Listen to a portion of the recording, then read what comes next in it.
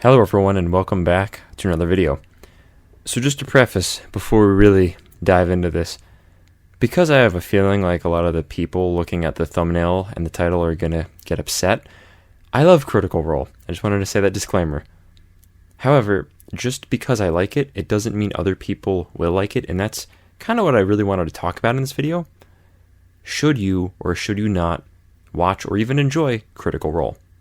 So now, as many of you know, Critical Role is probably one of the biggest acclaimed D&D podcasts and shows within the D&D and even the TTRPG community. It has its own Amazon show, it's had several seasons, and honestly, it is this incredibly large empire, and even to the point where it's this household name. And yes, I'm saying a lot of very positive things about it. Critical Role is an incredible show, and even if you've never played D&D before, you might have heard the whispering of this legendary game somewhere around you. And even too, so many things about this game are incredibly well done.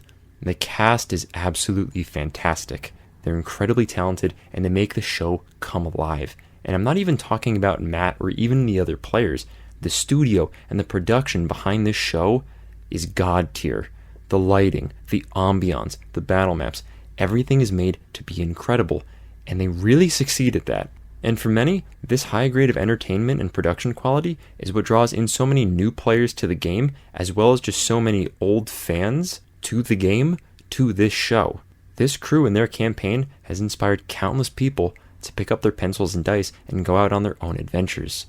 And it's not much of a stretch to say that without Critical Role, D&D itself wouldn't be where it is today. I even started learning how to play D&D because of Critical Role. I watched them from Campaign 1 from VODs posted on YouTube, and over time, the terms and the rules started making more sense to me. And both running and playing the game started to feel much more comfortable. It was kind of like how it's much easier to understand how to play a game once you've seen it work for a few rounds, because let's be real, with D&D, there are quite a lot of rules to figure out. But now, back to my rant. Besides just learning more about the game and how the nitty-gritty mechanics works, if you're shy or don't feel like you're particularly creative, a Critical Role inspired character isn't a bad way to go if you're trying to figure out what you want to build. Playing a character based on a comfort character or one of your favorite characters from the show is a great way to slowly get more comfortable playing D&D, especially if you have some mild social anxiety. And trust me, from what I've seen with fan arts and just being, in the D&D community, Critical Role inspired characters are not particularly rare. It's a great show, and as a result of that, a lot of people are going to emulate these characters. And if that's something that you want to do, then more power to you. And with these characters, it shows that each member of Critical Role brings something incredibly unique to the table that really synergizes with Matt as a DM. You get to see people make some incredible clutch plays, as well as some incredible RP moments too. And the world building for this show still continues to amaze me. Being stretched out over 3 different shows, continued world building for Exandria is massive. So massive that Critical Role even has their own book. And a few books by this point, actually. And by the looks of things, it doesn't seem like they're going to be stopping their bookmaking anytime soon.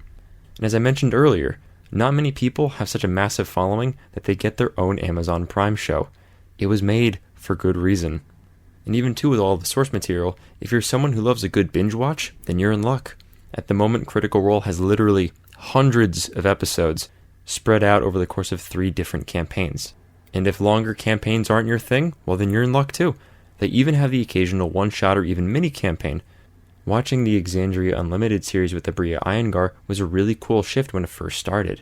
And I mean even too, not saying when it first started, but just through the entire progress of that little mini-series, it was really cool. Up until this point, a lot of the critters had really only seen Matt as a DM, with, the slight changes of maybe having one of the members of the cast come in and DM something like a one-shot. But now, having a guest come in and lead an entire mini-campaign, it was a really cool change of pace. And even too, speaking of Abria, Critical Role has also featured some incredible guest stars that have come in for either a couple of sessions, or maybe even just half an hour. Oh, spurt. But anyways, these talented people are usually very big names in the D&D community, and it's really cool when they come through. And outside of the genre, let's say you're not someone who's particularly enthused by more of the roleplay aspects, you do have some particularly fun fights as well. And something else I like about Critical Role too is this mix in how they set up these fights. Yeah, some of their fights just boil down to hack and slash, But some of the fights are a little bit more than we're going to beat up this monster. Some of the other fights that Matt includes involve some deeper thinking and strategy. It's not just about beating up the monster, it's about fulfilling this task while this monster is posing as a threat and an obstacle for the party to be able to succeed. These special fights are things that I think are really interesting, and I've actually been working to include them in my own game as well. And personally, it is a nice change of pace. Players like combat, but at the same time, I think players also really enjoy being mentally stimulated. Being able to create things like little mini puzzles or obstacles that your players have to solve rather than just beat the tar out of a monster, it does help shift the tone of combat and even the story as a whole when you start including things like this. And now, kind of shifting gears here, I've brought up a lot of reasons why people like Critical Role. I mean, I've brought up a lot of reasons personally why I like Critical Role, and I know I share these with a lot of other people. However, despite all of these things, Critical Role might not be for you. And now, this is where we start really moving into the flip side. I know I was going to cover the positives first, and we've done that.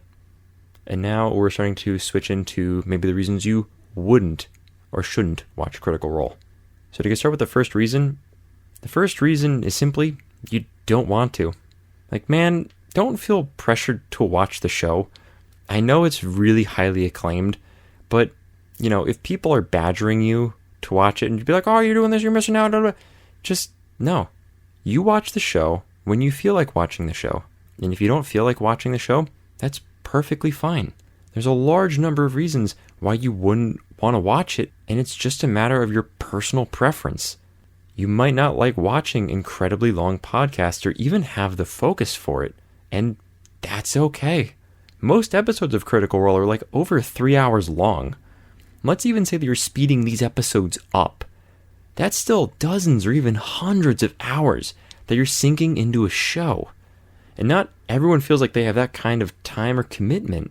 Like if you're a busy student or work full time with a family and kids, you don't always really get a lot of time to yourself.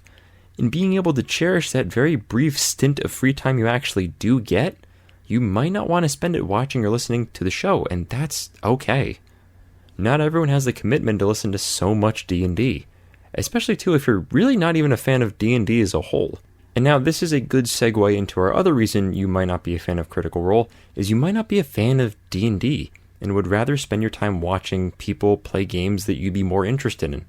Let's say you're interested in things like Pathfinder or Kids on Brooms, or even just a bunch of other systems. That's completely fine too. You might just want to find people play a game that you like playing.